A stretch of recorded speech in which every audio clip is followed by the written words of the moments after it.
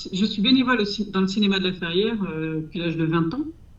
Et puis là, Gilles, qui était notre ancien président, était président depuis 25 ans, mais il était déjà présent au cinéma.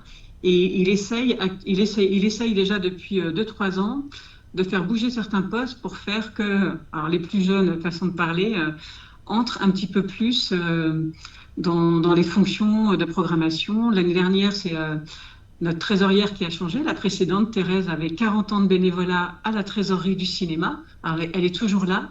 Et en fait, on est en train de tuiler pour petit à petit faire renouveler un petit peu les personnes du cinéma. Le cinéma de la Ferrière, c'est 70 bénévoles et pas de permanents. Et donc, en fait, c'est que de l'engagement bénévole, les gens, comme ils peuvent, quand ils peuvent. Et faire le lien entre nous est complexe. Et donc, il faut absolument que tous, on maîtrise des petits bouts comme ça pour faire que, c'est horrible de ce que je veux dire, mais il faut que personne ne soit indispensable pour que le cinéma fonctionne.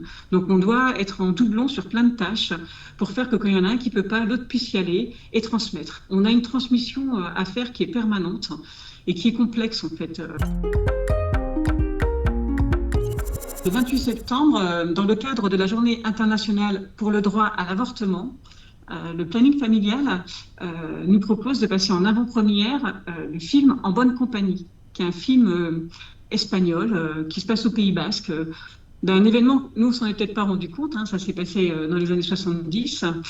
Et il y a eu un grand procès fleuve sur les femmes de ce film qu'on va voir, qui est de 60, enfin, un procès qui a duré de 76 à 82, jusqu'à temps qu'il y ait une loi qui passe pour la dépénalisation en Espagne en 85. Donc voilà, c'est un échange de bons procédés avec le planning familial. L'année dernière, ils étaient venus, parce qu'on avait passé un film tchadien, et le planning était venu nous parler des conditions de la vie des femmes dans certains des pays d'Afrique, et entre autres le Tchad. Et là, cette année, c'est l'inverse, c'est eux qui nous sollicitent pour un film.